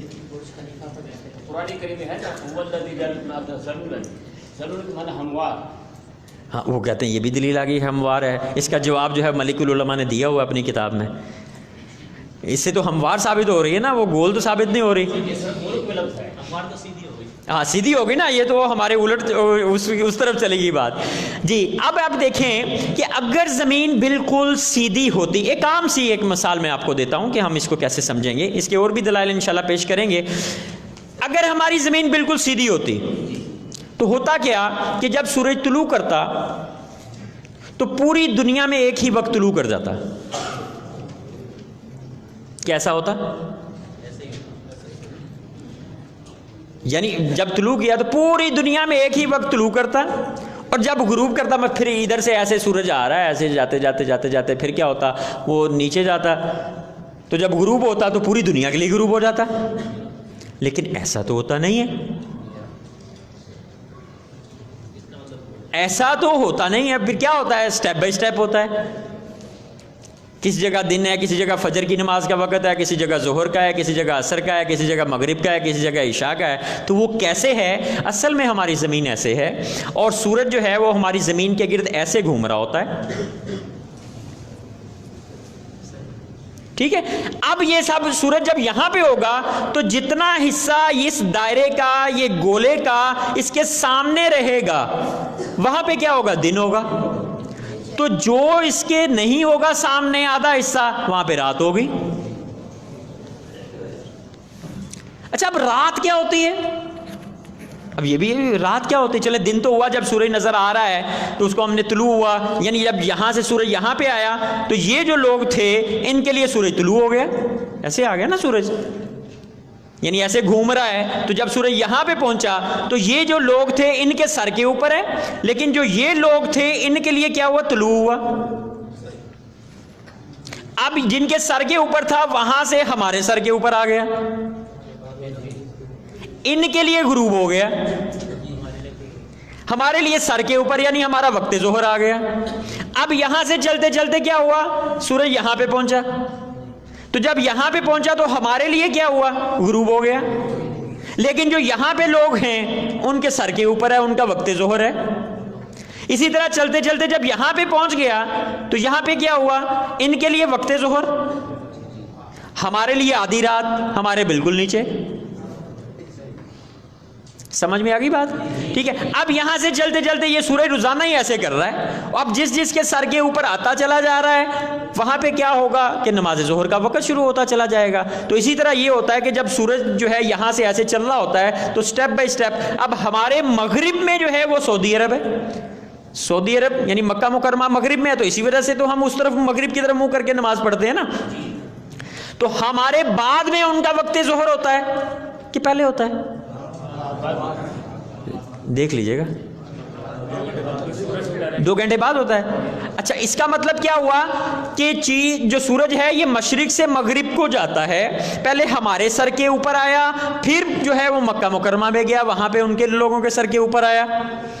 ہمارا پہلے وقت ظہر شروع ہوا پھر ان کا ہوا، تو ہم سے 5 گھنٹے کے بعد انگلینڈ میں جاتا ہے، ان کا وقت ظہر 5 گھنٹے کے بعد ہوتا ہے، اس کا مطلب ہے کہ پھر وہاں 5 گھنٹے کے بعد پہنچا، یعنی ایسے گھوم رہا ہے، پھر وہاں پہ چلا گیا، پھر کیا ہوا، چلتے چلتے 10 گھنٹے کے بعد سورج یہاں پہ، تو امریکہ آ گیا، ہم سے 10 گھنٹے کے بعد نماز ظہر کا وقت امریکہ میں شروع ہوگا، تو وہاں پہ آ گیا۔ اچھا اب یہ ذہن میں آتا ہے کہ یار یہ رات کیا ہوتی ہے، رات کہاں سے آ جاتی ہے؟ تو رات جو ہوتی ہے یہ اصل میں زمین کا سایہ ہوتا ہے۔ بھئی رات کہاں سے آنی ہے؟ رات کیا چیز ہے؟ اندھیرا کہاں سے، یعنی اندھیرا کیسے بن جاتا ہے؟ سورج تو دیکھیں نا کتنی روشنی دن کے وقت میں ہمیں دے رہا ہوتا ہے، یہ تو دے ہی رہا ہے، ٹھیک ہے، یہ تو پوری دنیا کو جہاں تک اس کی روشنی جا رہی ہے وہ تو جا ہی رہی ہے۔ تو ہمارے ہاں یہ جو رات آ گئی یہ کہاں سے آ گئی؟ تو سورج چلتے چلتے جب یہاں پہ آیا تو یہ جو سایہ بنا زمین کا یہ اصل میں وہ ہے۔ تو رات جو ہے وہ اصل میں زمین کے سائے کی وجہ سے بن رہی ہوتی ہے، ٹھیک ہے، یعنی ایکچوئل رات ہم کیا کہیں گے؟ رات جو ہے وہ زمین کا سایہ ہے۔ اچھا کبھی آپ نے دیکھا ہو کہ سورج ابھی غروب ہوا ہے، وقت مغرب ہے، تو آسمان کے اوپر اونچا جہاز جا رہا ہے اور بڑا چمکتا ہوا نظر آ رہا ہے، دیکھا ہو کبھی کسی نے؟ وہ کیا ہوتا ہے؟ اب دیکھیں سورج غروب ہو گیا، ہمارے لیے غروب ہو گیا، لیکن اس سورج کی روشنی اس جہاز کے اوپر پڑ رہی ہے، وہ جہاز میں جو لوگ بیٹھے ہوں گے ان کو سورج نظر آ رہا ہوگا اور سورج کی روشنی اس کے اوپر پڑ رہی ہے۔ اب چونکہ وہ بہت زیادہ اونچا تھا تو وہ چمک بھی رہا ہے وہ سورج کی روشنی کی وجہ سے، لیکن ہمیں جو ہے وہ کچھ سمجھ میں آئی یہ بات کہ دن کیا ہوتے ہیں، رات کیا ہوتی ہے؟ تو دن اور رات جو ہیں وہ سورج کے زمین کے گرد اس طرح گھومنے سے بنتے ہیں، اور جہاں جہاں جو ہے سورج یہ اسی طرح کہہ لیں کہ چل رہا ہے، تو جس کے سر کے اوپر آئے گا ان کا وقت ظہر ہوگا، جہاں پہ سورج یہاں پہنچے گا تو کیا ہوگا؟ غروب ہو جائے گا، تو ان کے سر کے اوپر ہوگا۔ اب ذہن میں یہ سوال آتا ہے کہ یار یہ زمین ایسے ہے تو ہم ایسے ہیں، ہم ایسے کھڑے ہیں؟ ہاں ہم ایسے کھڑے ہیں، تو جو یہاں پہ ہیں وہ کیسے کھڑے ہیں؟ تو ان کے پاؤں زمین پہ لگے ہوئے ہیں تو سارے ادھر کو ہیں۔ ہاں ایسے یہ بعض اوقات عقل جو ہے نا وہ تسلیم، یار نہیں یہ کیسے ہو سکتا ہے؟ اچھا یہ دیکھیں، ہم کہیں گے جی ہم سیدھے کھڑے ہیں، یہ لوگ الٹے کھڑے ہیں، کہتے نہیں، ٹھیک ہے نا۔ اچھا وہ کہیں گے نہیں ہم سیدھے کھڑے ہیں، آپ لوگ الٹے ہیں، لیکن ایسا ہی ہے، ٹھیک ہے نا۔ اللہ تبارک و تعالیٰ کا ایک نظام ہے نا جو بنایا ہوا ہے، ٹھیک ہے، تو اس کے مطابق ایسا ہی ہے، یعنی حقیقت کیا ہے کہ ہم جو یہاں پہ لوگ ہیں وہ ایسے ہیں، جو یہاں پہ کھڑے ہیں ان کے پاؤں زمین پہ لگے ہوئے ہیں سر اس طرف کو ہیں، جو یہاں پہ ان کے پاؤں زمین کو لگے ہوئے ہیں سر اس طرف کو ہیں، جو یہاں پہ ان کے پاؤں زمین کو لگے ہوئے ہیں سر اس طرف کو ہیں۔ رائٹ اور لیفٹ، سیدھے ہاتھ میں الٹے ہاتھ میں، ان کا کیا بنے گا یار؟ یہ بھی سوچنے والی بات ہے کہ جو یہاں پہ ہوں گے یا ادھر ہوں گے وہ کیسے ہوں گے؟ ان کے ایسے کر لیتے ہیں سارے، جی ان کے بھی ایسے ہی ہیں کہ پاؤں زمین کی طرف اور سر اس طرف کو، پاؤں زمین کی طرف سر اس طرف کو، یعنی پوری یہ بالکل یہ ایک ماڈل ہے۔ رائٹ اور لیفٹ یا دن اور رات کیسے ہوتے ہیں؟ تو بتاتے ہیں، سانس لیں۔ آسمان بھی ایسی گول گھما ہوا ہے؟ ہاں کہہ رہے ہیں آسمان بھی گول گھما ہوا ہے، یہ بھی اچھا سوال ہے جی۔ آسمان کے اوپر جو ہے سب سے پہلے ہم سورج اور دن اور رات کی باتیں کر رہے تھے، تو پہلے ہم سٹیپ بائی سٹیپ چلتے ہیں ذرا۔ تو میں نے آپ کو بتایا کہ آپ اپنا ایک ذہن بنائیں، کیا ذہن بنائیں کہ زمین جو ہے یہ ہماری گول ہے اور وہ اس طرح ایک جگہ پر اللہ تبارک و تعالیٰ کے حکم سے رکی ہوئی ہے، ٹھیک ہے نا۔ یہ ہمیں کیسے پتہ چلا؟ تو یہ آپ اپنے نوٹ سے ذرا نکالیے گا، تو اس میں ہم نے دوسرے صفحے پہ آئیں تو کچھ آیات قرآنیاں لکھی ہوئی ہیں، دیکھیں۔ زمین و آسمان ساکن ہیں اور سورج متحرک کے متعلق آیات قرآنیاں، یہ تقریباً 20 کے قریب ہم نے لکھی ہوئی ہیں۔ تو اس میں سب سے پہلی دیکھیں ذرا کیا لکھا ہوا ہے، بے شک اللہ روکے ہوئے ہے آسمانوں اور زمین کو کہ جنبش نہ کریں، اور اگر وہ ہٹ جائیں تو انہیں کون روکے اللہ کے سوا، بے شک وہ حلم والا بخشنے والا ہے۔ تو قرآن پاک کیا ارشاد فرما رہا ہے کہ اللہ تبارک و تعالیٰ روکے ہوئے ہے کس کو؟ آسمانوں کو اور زمین کو۔ اب ہم اس کو گھماتے جاتے ہیں، یعنی جو گھماتے ہیں یا جو وہ نظریہ رکھتے ہیں، زمینیں بھی ساتھ ہوتی ہیں۔ ہاں کہتے ہیں زمینیں. یہ سوالات اصل میں ہم اگر بیچ میں لیں گے نا تو پھر ہم وہ سوالوں کی طرف چلے جائیں گے. تو سوالات ہم لیکچر کے بعد میں, ٹھیک ہے, وہ پھر موضوع یہ جو ہے نا وہ مکمل نہیں ہو سکے گا. جی ذرا جلدی جلدی. جی یہ دیکھیں میں نے آپ کو بتایا کہ سورج جو ہے وہ زمین کے گرد جو ہے وہ ایسے گھومتا ہے. سورج کا جو ہے, اچھا یہ ہمارے جو موضوعات ہیں جتنے سوالات لکھے ہوئے ہیں یہ بنیادی طور پر 4 موضوعات ہوں گے اس میں. ایک ہوگا زمین ساکن ہے یا نہیں ساکن ہے. دوسرا موضوع ہمارا ہوگا رؤیت ہلال کا, رؤیت ہلال چاند کے اوپر بحث کریں گے. پھر تیسرا موضوع ہوگا اوقات نماز, اوقات نماز کیسے کیلکولیٹ کیے. اور چوتھا موضوع ہوگا سمت قبلہ ہمارا. تو یہ 4 موضوعات ہوں گے, اور ان 4 موضوعات کو اگر آپ تیار کرنا چاہتے ہیں تو اس کے لیے 4 چیزوں کی معلومات آپ کو ہونی چاہیے لازمی طور پر. 4 چیزوں کی معلومات آپ کو ہونی چاہیے. کون کون سی 4 چیزیں؟ ایک تو آپ کو سورج کی معلومات ہونی چاہیے. سورج کیا ہے, کتنا بڑا ہے, کیسے گھومتا ہے, کیسے آتا ہے, کیا کرتا ہے, کہاں نظر آئے گا, کہاں نظر نہیں آئے گا, نظر آئے گا تو کیوں آئے گا, نہیں آئے گا تو کیوں نہیں آئے گا. یعنی سورج کی معلومات کریں نا, یہ ویسے بھی ضروری ہے. کیوں؟ ہمارے اوقات نماز فرض عبادت کا معاملہ سورج کے ساتھ ہے اور آپ کو سورج کا پتہ ہی نہیں ہے. ٹھیک ہے, سمجھ میں آئی بات؟ تو سورج کی معلومات آپ کریں. کہاں سے کریں؟ جہاں سے بھی آپ کا دل کرتا کریں. قرآن پاک کو دیکھیں, سورج کے بارے میں کیا ارشاد فرماتا ہے, احادیث مبارکہ دیکھیں, دینی کتابیں دیکھیں, پھر آپ سائنسی کتابیں دیکھیں. ادھر ادھر جہاں سے سورج کی معلومات ملتی ہے آپ لیں تو صحیح نا, جہاں سے بھی ملے. کوئی اپلیکیشنز لکھیں, گوگل کریں, جو بھی کریں, تو سورج کی معلومات حاصل کریں. دوسری چیز چاند, اس کے ساتھ بھی ہماری فرض عبادات کا تعلق ہے.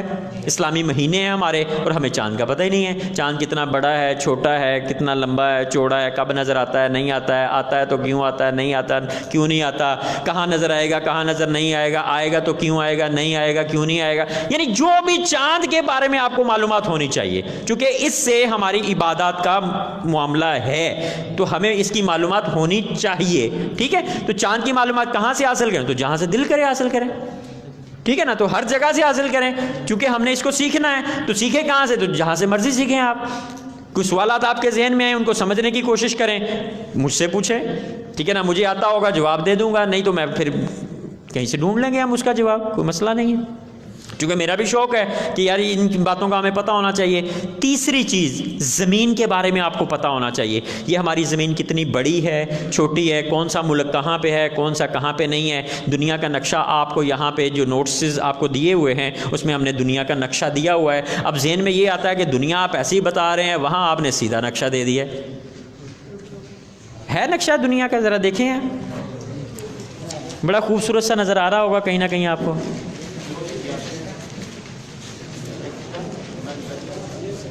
جی یہ دیکھیں, یہ نقشہ اصل میں کیسے بنا ہوا ہے. جی توجہ ہے سب کی. یہ دیکھیں, یہ دنیا ہے. فرض کریں میں انگلینڈ کو یہاں بالکل سامنے کر لیتا ہوں آپ کے, ٹھیک ہے نا, یہ آپ کی طرف, یہ سینٹر میں. اچھا یہ زمین تو میں نے کہا تھا ایسی ہے, اب میں نے اس کو ایسے کر دیا ہے. ایسے کا مطلب کیا تھا کہ سورج ایسے گھومتا ہے تو یہ مشرق ہو گیا, تو جدھر کو سورج جاتا ہے وہ مغرب ہے, جدھر سے سورج آتا ہے وہ مشرق, اور جدھر کو سورج جاتا ہے وہ کیا ہوگا, مغرب. تو سورج کدھر سے آتا ہے, ادھر سے آتا ہے, تو یہ مشرق ہوگا, تو جدھر کو جاتا ہے وہ مغرب ہو جائے گا. تو اگر یہ مشرق ہو یہ مغرب ہو تو سامنے کیا ہو جائے گا, شمال, تو ادھر کیا ہو جائے گا, جنوب. تو پہلے میں نے جو دنیا کو پکڑا ہوا تھا وہ میں نے ایسے پکڑا ہوا ہے کہ شمال جو ہے وہ اس طرف کو ہے, تو ویسے بھی شمال اس طرف کو ہی ہے, مشرق اس طرف ہے تو مغرب اس طرف ہے, تو اس وجہ سے میں نے, اور سورج بھی ہمارے ایسے ہی چلتا ہے. تو اب میں نے کیا کر دیا اس کو, اس کا مطلب کیا ہوا کہ اب کیا ہے, شمال اوپر کو ہے. اب اگر سورج گھومے گا تو وہ, سمجھ میں آئی بات؟ ٹھیک ہے, شمال اس طرف کو ہے, جنوب اس طرف کو ہے. اب میں کیا کروں, انگلینڈ کو اس طرح سامنے رکھ کے پیچھے سے اس کو کاٹوں اور آدھا ادھر کو سیدھا کر دوں, آدھا ادھر کو سیدھا کر دوں, سیدھا ہو جائے گا نا. اس کو پیچھے سے کاٹوں, آدھا ادھر کو کر دیا, آدھا درمیان میں کیا کر لیا, انگلینڈ کو کر لیا. تو جب آپ ایسے اس کو سیدھا کر دیں گے تو پھر آپ کے پاس یہ نقشہ آ جائے گا دنیا کا. سمجھ میں آئی بات؟ تو بیسیکلی بنیادی طور پہ کیا ہے, یہ دونوں چیزیں ایک ہی ہیں. صرف اس کو سیدھا پیپر پہ کرنے کے لیے ایسے ہے، اور اگر آپ اس کو گول کر لیں تو پھر کیا ہوگا کہ وہ یہ چیز بن جائے گی. ٹھیک ہے جی. یہ بات آئی ہمارے پاس کہ دن اور رات جو ہے وہ کیسے بنتے ہیں. میں نے آپ کو بتایا کہ 4 چیزوں کی معلومات آپ کو ضروری ہے. اب تھوڑی سی بات اور کرتے ہیں کہ سورج ہم سے کتنی دور ہے. سورج ہم سے 15 کروڑ کلومیٹر کے فاصلے پہ ہے. کتنے فاصلے پہ ہے؟ 15 کروڑ کلومیٹر کے فاصلے پہ جو ہے وہ سورج ہے ہم سے. اچھا، یہ 15 کروڑ کلومیٹر کے فاصلے پہ ہے، تو سورج کتنا بڑا ہے؟ فاصلہ تو آپ نے بتا دیا. تو سورج کا یہ بھی بتا دیں کہ یہ زمین سے بڑا ہے کہ چھوٹا ہے. جی کسی کو پتا ہو کہ زمین سے چھوٹا ہے کہ بڑا ہے؟ ارے بڑا ہے. کتنا کہ بڑا ہے؟ کہتے ہیں زمین سے بڑا ہے. 2 گنا بڑا ہے، 3 گنا بڑا ہے، 4 گنا، 1 لاکھ گنا.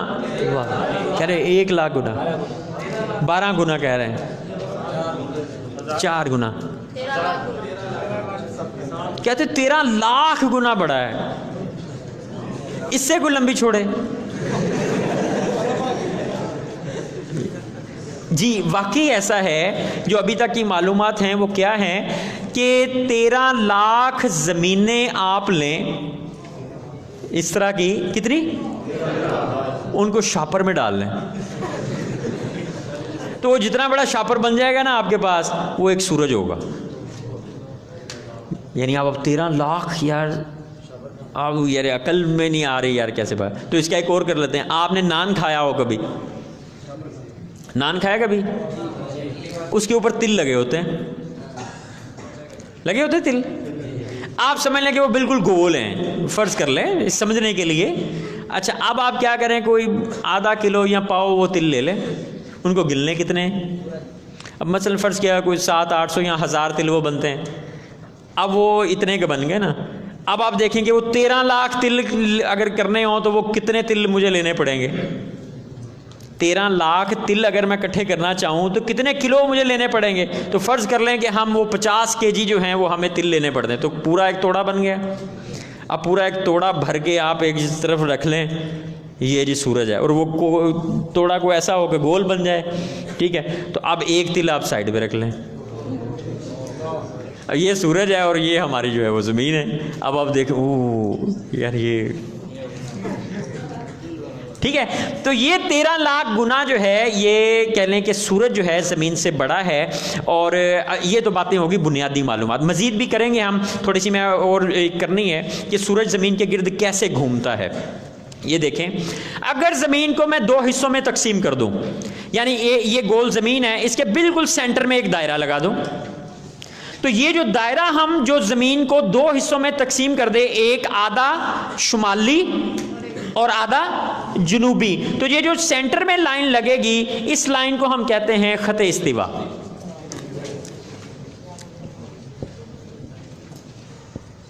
انگلش میں اس کو کہتے ہیں ایکویٹر.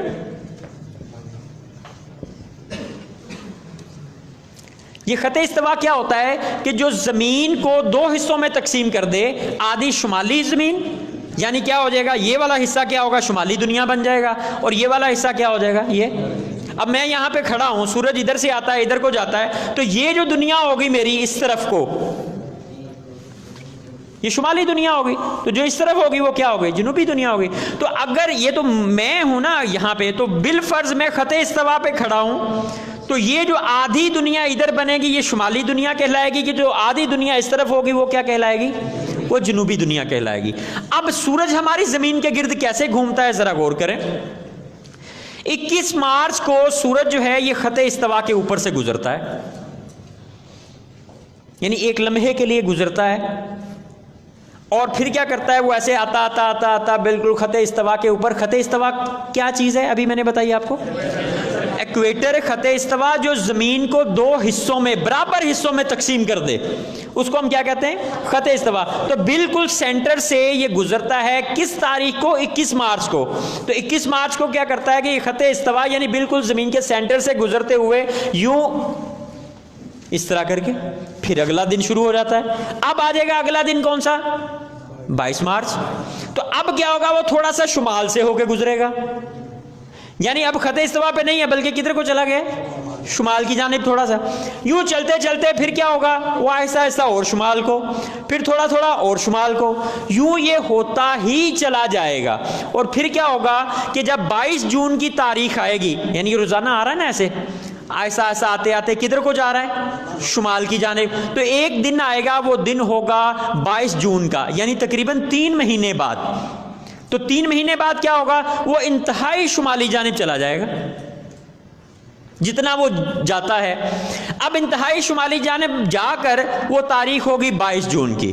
تو 22 جون کون سا دن ہوگا، جب سورج انتہائی شمالی جانب چلا گیا. تو شروع کہاں سے ہوا تھا، 21 مارچ سے. تو 21 مارچ کے بعد سورج گھومتا گھومتا کس طرف کو گیا ہے، شمال کو، اور انتہائی شمالی جانب کو چلا گیا. اور پھر وہ تاریخ کون سی آ گئی، 22 جون کو. تو 22 جون آئی، تو 22 جون کے بعد جب 23 جون 24 جون آئی، تو پھر کیا ہوا، وہ پھر واپس آنا شروع ہو گئے. ٹھیک ہے، پھر دوبارہ وہ خط استوا کے اوپر آ جاتا ہے، یعنی جہاں سے چلا تھا دوبارہ اسی خط استوا کے اوپر آ جاتا ہے. اور وہ تاریخ آ جاتی ہے ہمارے پاس 23 یا 24 ستمبر، فرض کر لیں 24 ستمبر آ جاتی ہے. تو 24 یعنی آہستہ آہستہ سورج روزانہ گھومتے گھومتے پہلے کس طرف کو گیا، شمال کو، پھر وہ گھومتے گھومتے اسی طرح واپس آیا اور دوبارہ خط استوا پہ آ گیا 24 ستمبر کو. پھر کیا ہوا، وہ جنوبی جانب جانا شروع ہو گیا، یوں چلتے چلتے کدھر کو گیا، جنوب کو. اور پھر جتنا وہ شمال کی طرف گیا تھا اتنا ہی جنوب کی طرف چلا جاتا ہے. سمجھ میں آئی بات. پھر ایک انتہائی جنوبی جانب آتی ہے. پھر یہاں پر آنے کے بعد وہ تاریخ آ جاتی ہے 22 دسمبر کی. 22 دسمبر کو پھر کیا کرتا ہے، وہ دوبارہ سے یوں گھومتے گھومتے گھومتے گھومتے گھومتے گھومتے کیا کرتا ہے، دوبارہ اس جگہ پہ پہنچ جاتا ہے. پھر 21 مارچ آ جاتی ہے. تو یہ 3 مہینے سورج کدھر کو جاتا رہا، شمال کی جانب. پھر کیا ہوا، واپسی ہو گئی شمال سے، پھر جنوب کی جانب گیا اور پھر جنوب سے واپسی ہو گئی. اب کیا ہوتا ہے کہ جو یہ والی دنیا ہے، شمالی دنیا، تو جب 21 مارچ کے بعد سورج شمالی دنیا کی طرف رہتا ہے تو یہاں پہ گرمیاں رہتی ہیں، چونکہ سورج ان کے اوپر ہے، ان کے اوپر گھوم رہا ہے ہر وقت انہی کے اوپر. یعنی اس کو یوں سمجھیں کہ یہاں پہ ہو تو سورج یوں گھوم رہا ہے، تو یہ آدھے جو اس طرف بیٹھے ہوئے ہیں ان کی طرف ایسے سورج گھوم رہا ہے، تو ادھر گرمیاں رہیں گی. تو اب یہ جو ادھر بیٹھے ہوئے تھے ان سے تو دور ہو گیا نا. تو اب کیا ہوا، تو کہ ادھر سردیاں رہیں گی، ادھر گرمیاں رہیں گی. پھر جب یہ گھومتے گھومتے دوبارہ اس طرف والے دنیا میں چلا گیا تو کیا ہوگا، ادھر گرمیاں آ جائیں گی کیونکہ سورج ان کی طرف چلا گیا ہے، تو ادھر سردیاں آ جائیں گی. سمجھ میں آئی. یعنی جس طرف سورج ہوگا دنیا میں اس طرف کیا ہوگی، گرمیاں ہوگی، اور جس طرف نہیں ہوگا وہاں کیا ہوگی، سردیاں ہوگی. کچھ بات سمجھ میں آئی. اچھا، اب ہم جو کراچی میں ہیں، ہم خط استوا سے شمالی جانب ہیں. شمالی جانب میں تو ہوتا کیا ہے کہ 21 مارچ کے بعد سورج ہماری طرف آتا ہے. جب ہماری طرف آتا ہے تو گرمیاں شروع ہو جاتی ہیں ہمارے. لیکن جو دوسری دنیا ہے ادھر سردیاں شروع ہوں گی. ٹھیک ہے. اب یہ سورج جب آتا جائے گا تو ہمارے قریب آتا اسی وجہ سے 22 جون کو ہمارے سخت جو ہے یہاں پہ گرمی پڑ رہی ہوتی ہے، چونکہ سورج زیادہ سے زیادہ ہمارے قریب آ چکا ہوتا ہے. اچھا، جو دوسری طرف ملک ہوں گے، اچھا دوسری طرف کون سے ہوں گے، وہ نقشے میں آپ دیکھیں گے تو جو نیچے والا آدھا حصہ ہے، تو وہ یہاں پہ جتنے ملک ہے وہاں پہ جب ہمارے ہاں سخت گرمی پڑ رہی ہے وہاں سخت سردی پڑ رہی ہے. ٹھیک ہے، کچھ بات سمجھ میں آ رہی ہے. ٹھیک ہے کہ سردیاں اور گرمیاں کیوں آتی ہیں، تو جس سورج اصل میں کیا کرتا ہے کہ 21 مارچ کو خط استوا کے اوپر سے گزرتا ہے، پھر اس کے بعد شمالی جانب جاتا ہے. جب تک شمالی جانب رہتا ہے تو شمالی دنیا میں گرمیاں رہتی ہیں، اور پھر کیا ہوتا ہے، گھومتا گھومتا دوبارہ جو ہے وہ 24 ستمبر کو خط استوا کے اوپر آ جاتا ہے. پھر دن اور رات برابر ہوتے ہیں. پھر اس کے بعد کیا ہوتا ہے کہ یہ آہستہ آہستہ جنوبی جانب جاتا ہے. تو جس طرف کو سورج جاتا ہے ادھر کیا ہوتا ہے، گرمیاں ہوتی ہیں، اور جدھر نہیں ہوتا ادھر سردیاں ہوتی ہیں. اچھا، اب آپ دیکھیں ایک اور چیز نوٹ کریں، کیا سورج روزانہ ایک ہی جگہ سے طلوع کرتا ہے؟ تو ایک جگہ سے تو طلوع نہیں کر رہا، یہ تو کبھی ادھر کو، کبھی ادھر کو، کبھی یہاں سے، کبھی یہاں سے، کبھی یہاں سے، کبھی یہاں سے، روزانہ بدل کے کر رہا ہے. کچھ ہے سمجھ میں بات. ٹھیک ہے. تو یہ جو روزانہ بدل کے سورج جو ہے وہ طلوع کر رہا ہے، تو دیکھیں کتنی مشرقیں بن گئی. ایک مشرق آج کی، ایک کل کی، ایک پرسوں کی، ایک ادھر، یعنی کہہ لیں کہ روزانہ 21 مارچ کے بعد سے لے کر روزانہ اپنی جگہ بدل بدل کے طلوع کر رہا ہے، اور پھر ادھر کو جاتے جائیں تو پھر ادھر، تو یعنی روزانہ ہی سورج اپنا جو ہے وہ بدل بدل کے جو ہے وہ مختلف جگہوں سے، کہہ لیں اس کو آپ دوسرے لفظوں میں کہیں کہ جہاں سے ایگزیکٹ 21 مارچ کو طلوع کرتا ہے وہ سمجھ لیں کہ عین مشرق ہے 21 مارچ والی جو ہے، اور 21 مارچ کو جہاں غروب ہو رہا ہے وہ کہہ لیں گے عین مغرب ہے، یعنی جس کو ہم مشرق مغرب کہتے ہیں وہ 21 مارچ والی ہو گئی، ٹھیک ہے۔ اور جو اس کے علاوہ ہیں وہ چونکہ شمالی جانب ہوگا تو وہ مزید آ گئی۔ پھر اسی طرح ہمارے ہاں جو آتا ہے کہ مشرقین اور مغربین، تو میں اس کو جو سمجھتا ہوں وہ یہ ہے کہ انتہائی شمالی مشرق جہاں سے 22 جون کو طلوع کرتا ہے، ایک یہ والی آ گئی، اور جہاں سے 22 دسمبر کو طلوع کرتا ہے، یہ دو آ گئی، تو ہے نا ہمارے پاس دو، ایک انتہائی شمالی جہاں سے 22 جون کو اور جہاں سے 22 دسمبر کو طلوع کیا، یہ وہ انتہائی آ گئی، اور پھر غروب میں بھی آ جائیں، جب ادھر سے نکلے گا تو ادھر کوئی غروب ہوگا، تو شمالی مغرب انتہائی کب 22 جون والی، اور پھر 22 دسمبر والی، ٹھیک ہے۔ تو یہ مشرقین اور مشارق، یہ آپ کو سمجھ آ گئی۔ اچھا، آج کا ہمارا اور موضوع تھا سردیاں اور گرمیاں بھی ہو گئے، دن بڑے اور چھوٹے ہیں، یہ تھوڑا سا رہ گیا، ٹھیک ہے۔ تو چونکہ ہمارا ٹائم پورا ہو چکا ہوا ہے تو اس وجہ سے جو ہے میں باقی باتیں ہم کل کو کریں گے۔ کچھ اعلانات ہیں وہ ذرا آپ سماعت فرما لیں۔ آپ کے نمبرز جو ہیں وہ تو میں نے سب کے سیو کر لیے ہوئے ہیں جو آپ نے کل دیے تھے، اب آپ نے پتہ نہیں میرا نمبر سیو کیا ہے کہ نہیں کیا۔ کن کن کو میسج آج میرا نہیں آیا؟ جن کو نہیں آیا، ہاں واٹس ایپ کیے ہیں، لیکن میں کرتا ہوتا ہوں براڈ کاسٹ میسج، تو وہ اگر آپ میرا نمبر سیو نہیں کریں گے تو پھر جو ہے وہ میرا واٹس ایپ جو ہے وہ آپ کو نہیں آئے گا، تو اس میں آپ کو میں نے بہت ساری چیزیں بھیجنی ہیں، کچھ تصاویر بھیجیں گے، کوئی لنک بھیجیں گے، کوئی اور بھی جو بھی کوئی اپلیکیشنز آپ کو کہیں گے کہ یہ دیکھیں، کچھ ویڈیوز کلپ آپ کو بھیجنے ہیں، تو اگر آپ میرا نمبر سیو نہیں کریں گے تو آپ تک وہ چیزیں جو ہیں وہ نہیں آئیں گی، نمبر ایک۔ نمبر دو بات، ریکارڈنگ کی اجازت ہے یہاں پہ نا، اگر آپ ریکارڈنگ کرنا چاہیں، اپنا موبائل لگانا چاہیں، کچھ جو ہے لائیو چلانا چاہیں تو بالکل آپ کو اجازت ہے، ہماری طرف سے منع نہیں ہے، ٹھیک ہے۔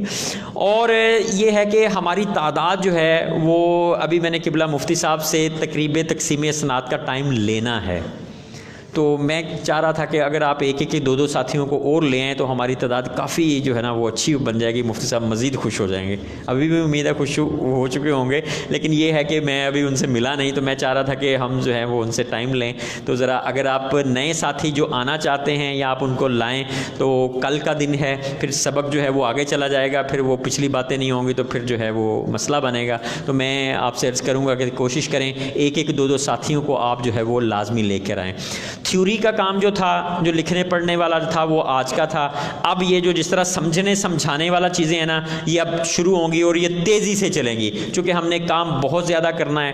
پہلے ہفتے کا مطلب پہلے 5 دن جو ہیں اس میں ہم فلکیات کو کور کر لیں گے، یعنی فلکیات کی جو بنیادی چیزیں ہیں وہ ہم ساری باتیں ڈسکس کر چکے ہوں گے۔ پھر جو اگلے 5 دن آئیں گے اس میں ہم رویت ہلال اور زمین ساکن ہے والا مسئلہ ڈسکس کر چکے ہوں گے، یعنی جب 10واں دن ہوگا تو آپ قمری کیلنڈر بنانا سیکھ چکے ہوں گے، اور آج دوسرا دن گزر گیا، ٹھیک ہے، یعنی اتنی تیزی سے کام ہوگا، ٹھیک ہے۔ تو آپ نے چھٹی نہیں کرنی، سستی نہیں کرنی، تازہ دم ہو کے فریش ہو کے یہاں پہ آنا ہے، تو جب آپ نے یہاں پہ آنا ہے تو یہیں موجود رہنا ہے، یہ نہ ہو کہ آپ خیالات میں کسی اور جگہ پہنچے ہوئے ہوں، ٹھیک ہے، تو ایسا بھی نہیں کرنا۔ اچھا، آپ ایک تو توجہ سے بیٹھنا، یہاں باتیں نہیں کرنی آپ نے، ایک دوسرے سے بعض اوقات ہوتا نا ادھر سے ادھر سے، فون کوشش کریں کہ بند کر لیں، ٹھیک ہے نا، یا گھر ہی چھوڑ کے آئیں کہ یار نہ فون ہوگا، نہ کوئی آئے گا، نہ چیک کریں گے، نہ دیکھیں گے، تو بس گھر جا کے دیکھ لیں گے، کچھ نہیں ہوتا، ٹھیک ہے نا۔ تو میں بھی تو آپ کو کر ہی رہا ہوں نا، میں نے فون نہیں دیکھا تو کیا ہو گیا،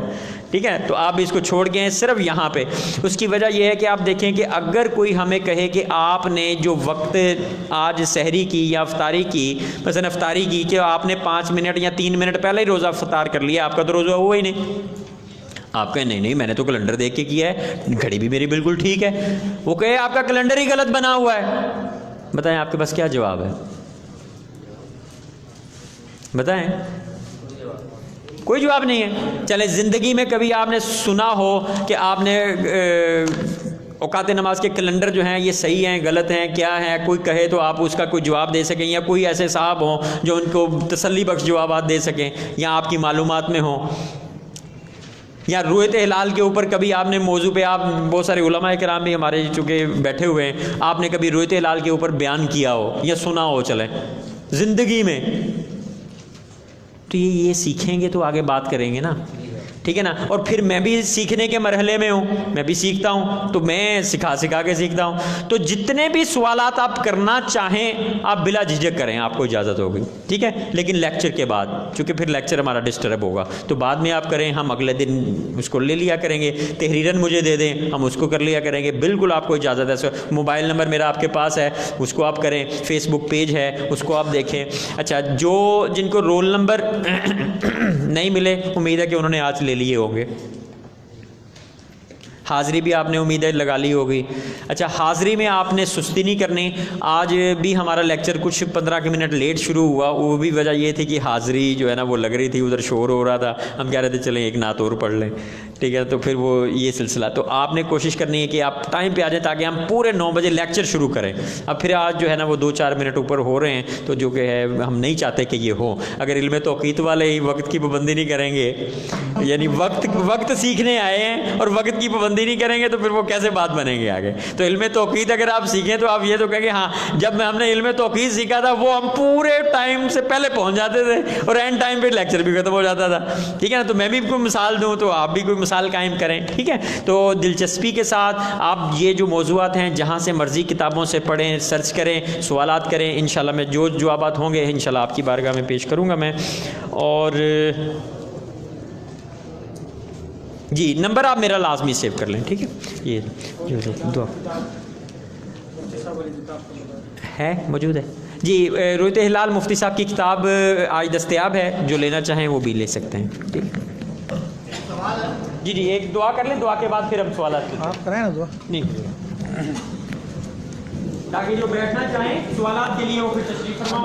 الحمدللہ رب العالمین والصلاۃ والسلام علی سید الانبیاء والمرسلین والعاقبۃ للمتقین. اے رب کریم، تو اپنے حبیب علیہ الصلاۃ والسلام کے طفیل جتنے بھی حضرات یہاں پر موجود ہیں، پڑھانے والے، پڑھنے والے، رب کریم اس کا انتظام فرمانے والے، ان سب کی خیر فرما. اور جتنے حضرات یہاں پہ علم دین حاصل کرنے کے لیے آئے، رب کریم انہیں یہ علم دین عطا فرما، ان کے سینوں میں محفوظ فرما اور انہیں سمجھنے کی توفیق عطا فرما. اور استاد محترم کے درجات کو بلند فرما، ان کے علم کو دل دگنے رات چوگنے ترقی عطا فرما. اور رب کریم اپنے حبیب علیہ الصلاۃ والسلام کے طفیل جو یہاں پر بھی یہاں سے یہ علم سیکھ رہے ہیں، علم توقیت، رب کریم نے دور و نزدیک تک اس حقیقت کو پہنچانے کی توفیق عطا فرما. اور جتنے بزرگوں نے ہمارے اس کے لیے کام کیا، رب کریم دنیا آخرت میں اس کا بہترین بدلہ عطا فرما. اور قبلہ مفتی اعظم پاکستان دامت ظل العالی کا سایہ ہمارے سروں پر سلامت فرما، اور دارالعلوم نعیمیہ کو دن دوگنی رات چوگنی ترقی عطا فرما.